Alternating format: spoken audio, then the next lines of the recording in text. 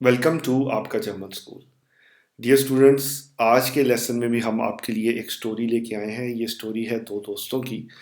और हम ऐसा करते हैं कि स्टोरी को एक दफ़ा सुन लेते हैं उर्दू में, हिंदी में, और उसके बाद इसका लफ्ज़ी तर्जुमा करेंगे। और फिर हम उसके बाद जो वर्ब्स हम इस स्टोरी में सारी पढ़ेंगे, उसकी जो फॉर्म्स हैं, प्रेजेंस, प्रिटेरिटम और परफेक्ट, वो मैं आपको याद करवाऊंगा। तो अगर आपको ये अच्छा लगे लेसन, तो आपने इसको ज़रूर लाइक करना है, अपने दोस्तों के साथ इसको ज़रूर शेयर करना है, क्योंकि जितना ज़्यादा आप हमारे चैनल को शेयर करेंगे उतनी ही ज़्यादा वीडियोस हम आपके लिए ला सकते हैं। और साथ ही साथ आपने कमेंट सेक्शन में एक गुड का, वेरी गुड का कमेंट ज़रूर करना है। तो चलिए अब हम बढ़ते हैं स्टोरी की तरफ। मैं आपको स्टोरी सुनाता हूँ।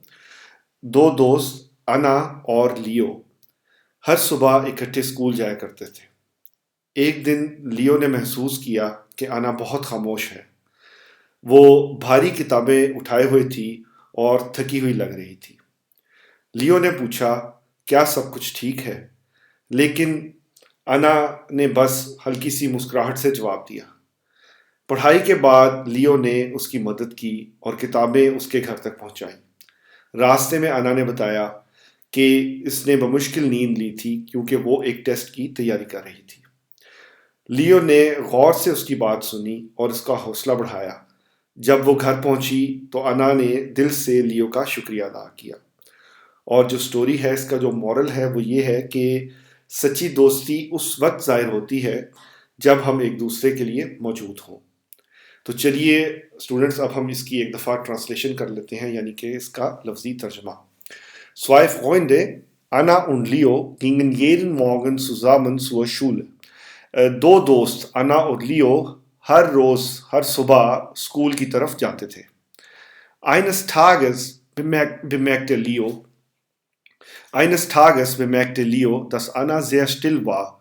एक दिन लियो ने नोटिस किया कि जो अन्ना है वो बहुत ही खामोश है। Sie trug schwere Bücher und schien müde. उसने बहुत ही भारी किताबें उठाई हुई थी और बहुत ही म्यूडे लग रही थी, यानी कि बहुत ही आप कह सकते हैं थकी हुई लग रही थी।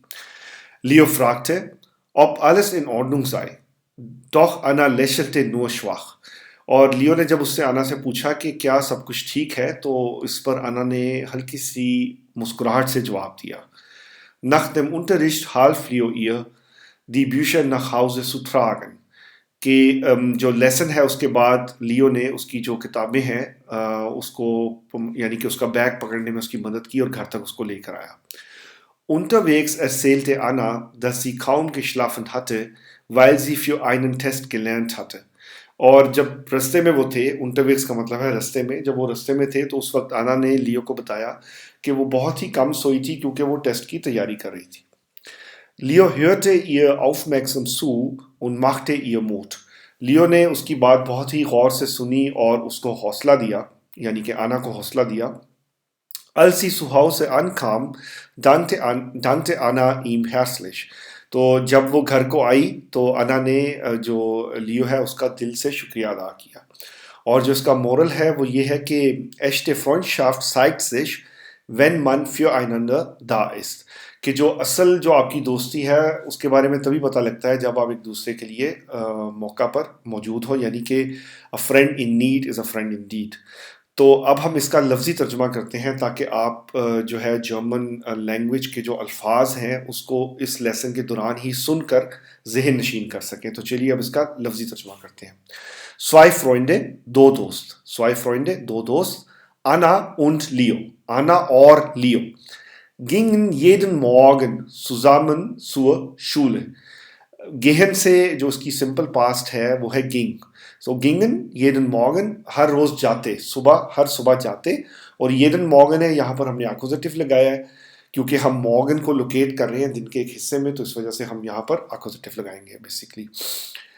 गिंगन येदन मॉर्गन सुजामन zur Schule, कि वो हर रोज जो है, हर सुबह बेसिकली स्कूल की तरफ जाते थे। Eines Tages bemerkte Leo, एक दिन लियो ने जो है नोटिस किया, dass Anna sehr still war, कि आना जो है वो बहुत ही बेसिकली जो है वो उसकी जो तबीयत है वो बड़ी उदास सी थी। स्टिल, स्टिल का मतलब है उदास, या बिल्कुल आप कह सकते हैं upset. Sie trug schwere Bücher und schien müde।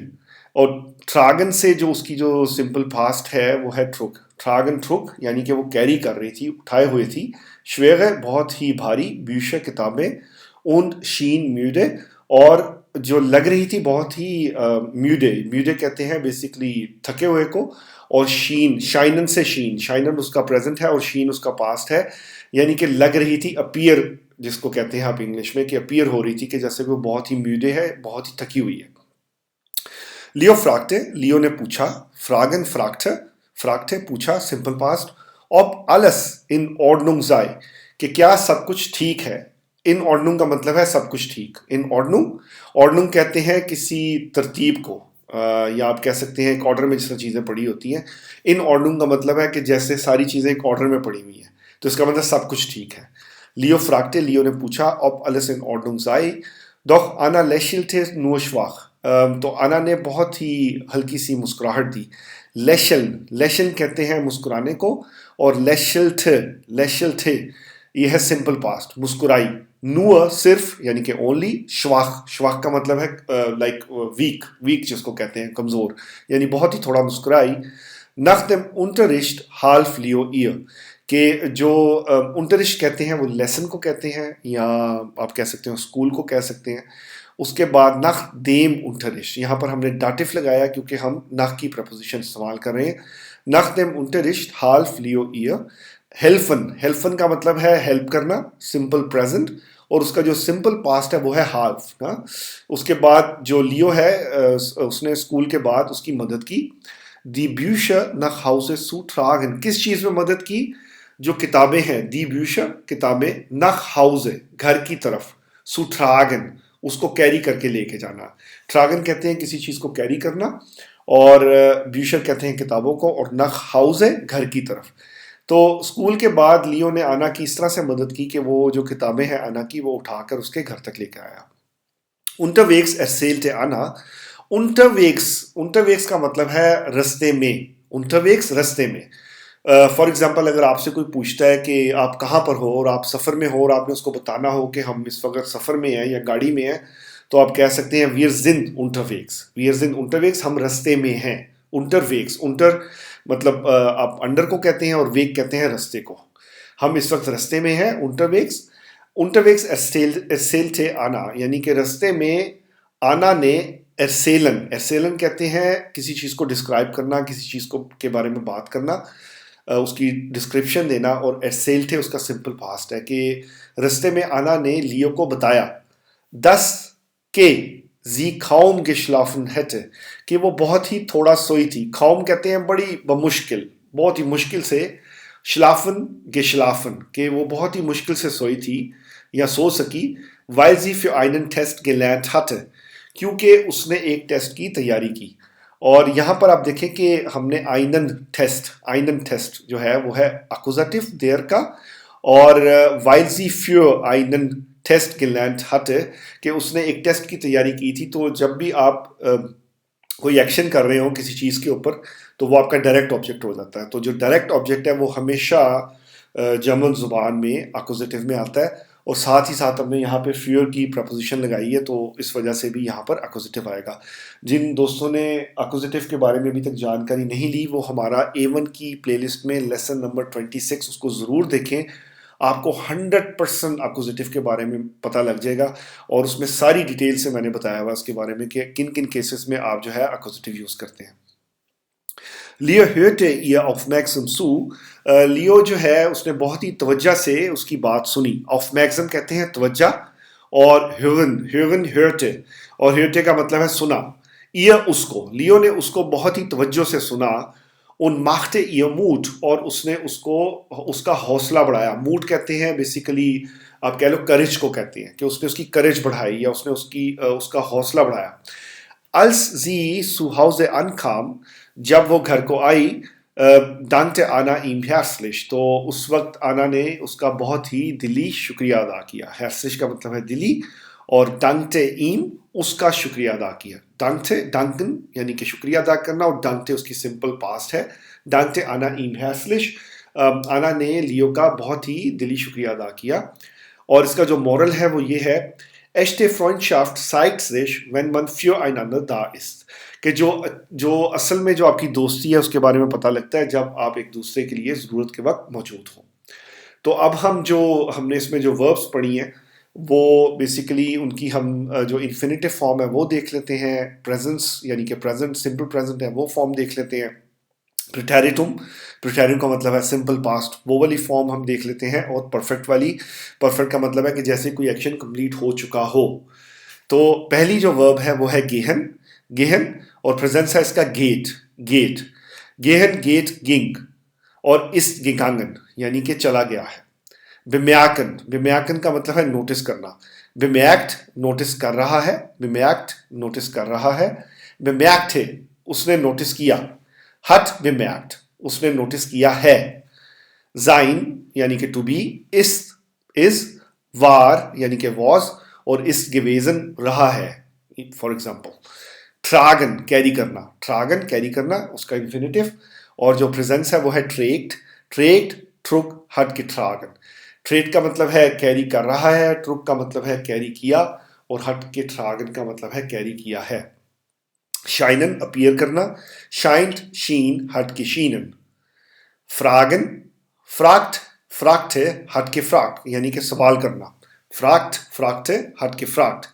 लेशन, लेशन, लेशन का मतलब है मुस्कुराना, और यहाँ पर जो ए है उसके ऊपर उमलाउट है, तो आप इसको लाशिल नहीं पढ़ेंगे बल्कि लेशिल पढ़ेंगे, ए को थोड़ा फ्लैट करेंगे उमलाउट की वजह से, क्योंकि उमलाउट का मतलब है ए के बाद ई लगा हुआ है इंग्लिश वाला यानी कि ई एलिफेंट वाला। लेशिल, लेशिल्ट, लेशिल्ट है हट के लेशिल्ट, मुस्कुराया या मुस्कुरा रहा है, मुस्कुराया और मुस्कुराया है।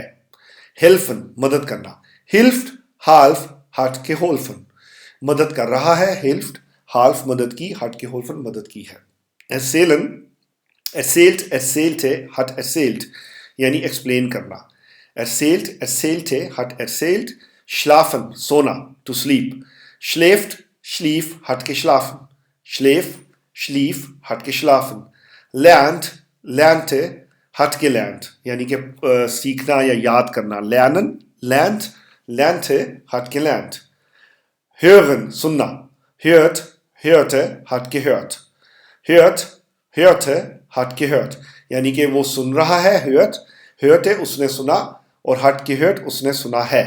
ankommen आना, kommt an, kam an, ist angekommen, kommt an आ रहा है, kam an आया, ist angekommen आ गया है। danken शुक्रिया अदा करना, danken शुक्रिया अदा करना। dankt, dankte hat gedankt, dankt, dankte hat gedankt उसने शुक्रिया अदा किया है। machen करना, macht, machte hat gemacht, macht, machte hat gemacht यानी कर रहा है या उसने किया, machte और hat gemacht उसने किया है। तो डियर स्टूडेंट्स, ये था हमारा आज का लेसन, और आज के लेसन में हमने स्टोरी पढ़ी जर्मन ज़ुबान में, उर्दू और हिंदी में उसका मतलब किया, और हमने लफ्ज़ी तर्जमा भी किया, साथ ही साथ हमने जो वर्ब्स हैं उसकी जो सारी फॉर्म्स हैं वो सीखी, इन्फिनेटिव फॉर्म सीखी, प्रेजेंस, प्रेटेरिटम और परफेक्ट फॉर्म सीखी। मैं उम्मीद करता हूँ कि आपको आज का लेसन भी अच्छा लगा होगा। अगर ऐसा है तो आपने इस लेसन को ज़रूर लाइक करना है, अपने दोस्तों के साथ इसको ज़रूर शेयर करना है, क्योंकि शेयरिंग इज़ रियली केयरिंग। और साथ ही साथ आपने कमेंट सेक्शन में हमें गुड का, वेरी गुड का कमेंट भी करना है, और अगर आपका कोई सवाल हो या आपकी कोई विश हो जिस पर आप वीडियो बनवाना चाहते हो तो उस हवाले से भी आप हमारे कमेंट सेक्शन में कमेंट कर सकते हैं। अपना ख्याल रखें, सेहत से रहें, खुश रहें। हम मिलते हैं अगले लेसन में। Take care.